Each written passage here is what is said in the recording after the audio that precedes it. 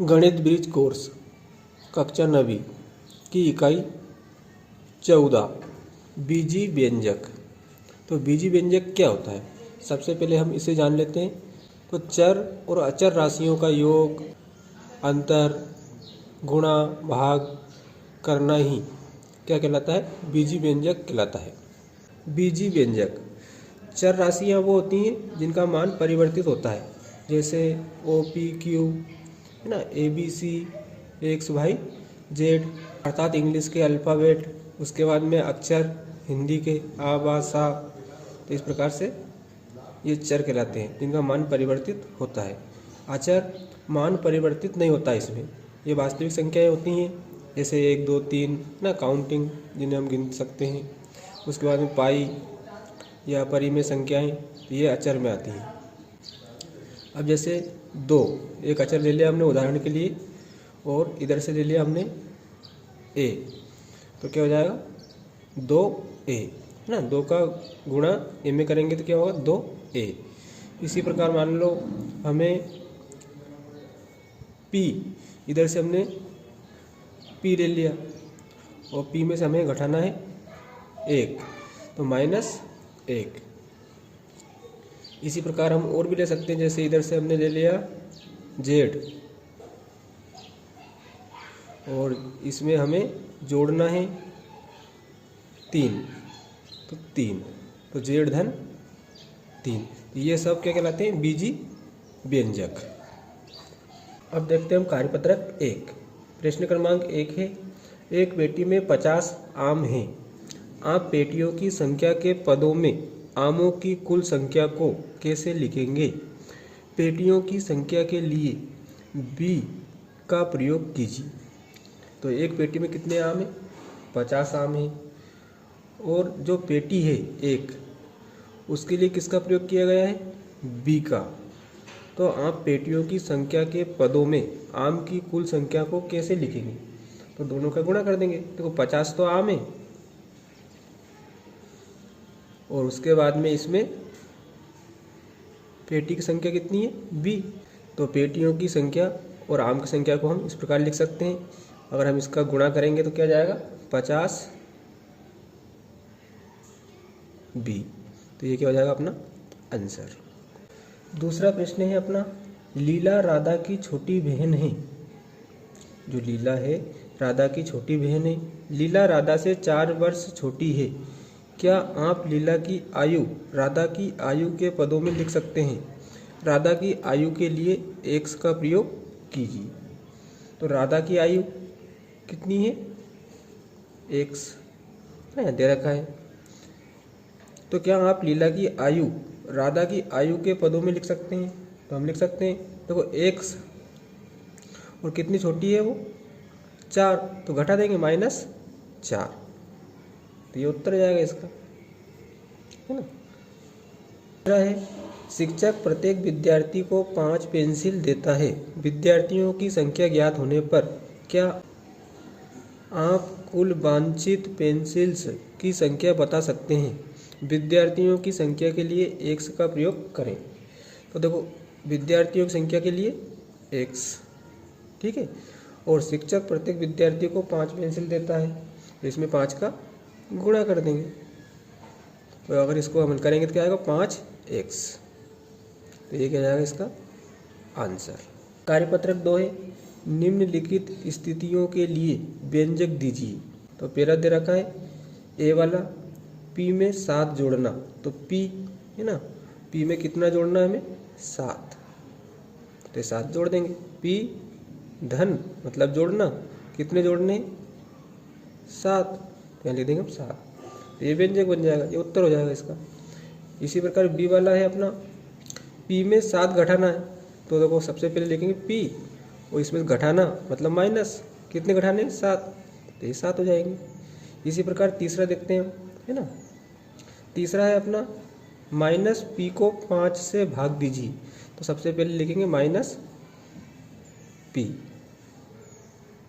बटे का मतलब होता है भागित। किससे भाग देना है 5 से, तो इसको लिख देंगे 5। या इसको इस प्रकार भी लिख सकते हैं -p और भागित किससे देना है, 5 से, तो 5, दोनों ही सही है, ये भी सही है और ये भी सही है। अगला है p को 7 से भाग देना है, तो सबसे पहले p लिखेंगे और भाग देना है किससे, 7 से, तो 7 लिख देंगे। या इसको इस प्रकार भी लिख सकते हैं, p भागित 7। कार्यपत्रक 3 है अपना, प्रश्न क्रमांक 1, यदि p बराबर -2 है तो निम्नलिखित के मान ज्ञात कीजिए।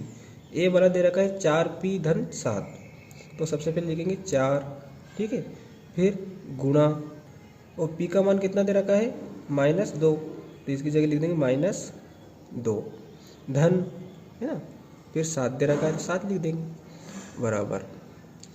अब 4 का गुणा 2 में करेंगे, 4 दूनी 8, तो किस में आएगा, माइनस में, क्योंकि ये माइनस लगा हुआ है, माइनस और धन का जब गुणा करते हैं तो माइनस आता है, इसलिए माइनस के क्या आ जाएंगे, 8, 4 दूनी 8, धन, है ना, तो धन 7, 7।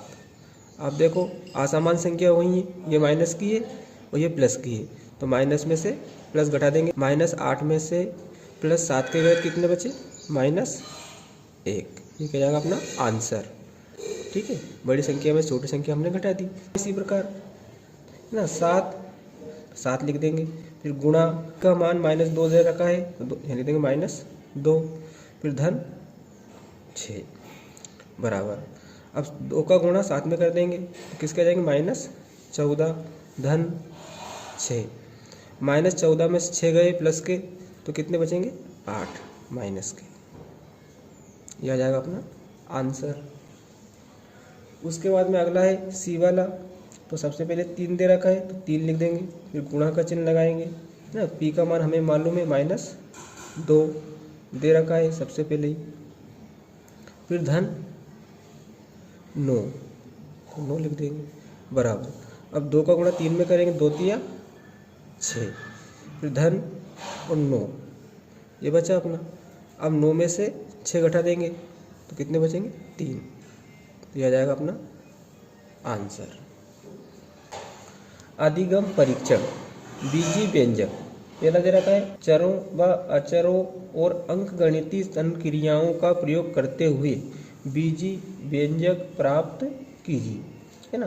तो पहला दे रखा है इसमें संख्याओं x तथा y के योग का आधा, संख्याओं x तथा y के योग मतलब जोड़ना का आधा, तो x तथा y का योग, तो यहाँ लिख देंगे हम x धन y, दोनों का योग हो गया, संख्या x तथा y का योग हो गया, का आधा, तो आधा मतलब बटे में 2 लिख देंगे, ठीक है।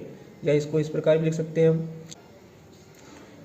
1/2, है ना, x धन y।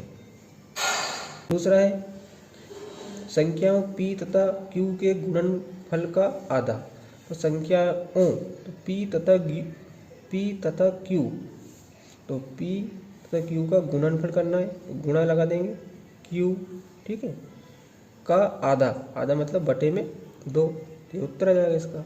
या इसको इस प्रकार भी लिख सकते हैं, p का गुणा q में करेंगे तो p q/2, दोनों ही उत्तर सही है। प्रश्न क्रमांक 3 है संख्या z को स्वयं उससे गुणा किया जाता है, तो देखो z का स्वयं उससे गुणा कर देते हैं, तो गुणा में क्या होती है, घातें जुड़ जाती हैं, z का गुणा z में करेंगे तो z की घात 2 आ जाएगी, है ना, एक घात इसकी और एक घात इसकी, तो z की घात कितनी हो जाएगी, 2, है ना। गुणा में जो घातें होती हैं वो जुड़ती हैं। चौथा है संख्याओं a तथा b के गुणनफल में से उसके योग को घटाना, है ना, संख्याओं a तथा b के गुणनफल में से, तो a गुणा b, ये गुणनफल हो गया a तथा b का, में से उसके योग को घटाना। अब इसके योग को हम घटा देंगे, तो ये घटा का चिन्ह लगा देंगे सबसे पहले, और क्या घटाना है हमें, उसके योग को घटाना a तथा b के, तो a माइनस b घट गया। इसको और अगर हम हल करें तो क्या हो जाएगा, a गुणा b का करेंगे तो a b, ये माइनस यहाँ पर माइनस ए हो जाएगा, है ना, और ये माइनस माइनस धन हो जाएगा। ठीक है। 5 है अपना 10 में से y तथा z के गुणनफल को घटाना। तो किस में से घटाना है? 10 में से घटाना है ना। ठीक है। y तथा z के गुणनफल को, तो y इंटू जेड के गुणनफल को हमको घटाना है। ये उत्तर हो जाएगा इसका आंसर। उसके बाद में प्रश्न क्रमांक 2। प्रश्न क्रमांक 2 है अपना x बराबर 1 के लिए व्यंजक का मान ज्ञात कीजिए, है ना। तो x का मान 1 दे रखा है, तो इसमें देखो सबसे पहले x दे रखा है, तो x की जगह कितने लिख देंगे हम? 1। फिर धन 4, है ना। अब एक जैसी संख्या हुई 4 और 1 5। उसके बाद में दूसरा दे रखा है 4, सबसे पहले 4, है ना। फिर x, तो गुणा x का मान है 1 माइनस 3। इसको आगे हल करते हैं। 4 का गुणा 1 में करेंगे, 4 एकम 4 माइनस 3, 4 में से 3 गए तो 1 बचा, 1 आंसर आ जाएगा इसका। प्रश्न क्रमांक 3 है अपना एक समबाहु त्रिभुज की भुजा को a से दर्शाया जाता है। इस समबाहु त्रिभुज के परिमाप को a का प्रयोग करते हुए व्यक्त कीजिए। तो समबाहु त्रिभुज का परिमाप, ना। समबाहु त्रिभुज जो है हम इसको इस तरह से बना लेते हैं। तो एक भुजा कितनी? a, तो तीनों भुजाएं कितनी होंगी? सभी a होंगी, क्योंकि समबाहु है। समबाहु त्रिभुज में तीनों भुजाएं बराबर होती हैं। तो a और a, ना, परिमाप में तीनों को जोड़ देंगे, a धन a, तो बराबर कितने a हो जाएंगे? 1 2 3, यहाँ लिख देंगे 3a, है ना। ये आंसर हो जाएगा। प्रश्न क्रमांक 4 है यदि सरिता की वर्तमान आयु y वर्ष है तो आज से 5 वर्ष बाद उसकी आयु क्या होगी? तो सरिता की वर्तमान आयु कितनी है? y वर्ष। तो 5 वर्ष बाद उसकी आयु क्या होगी? तो 5 वर्ष बाद सरिता की आयु, है ना।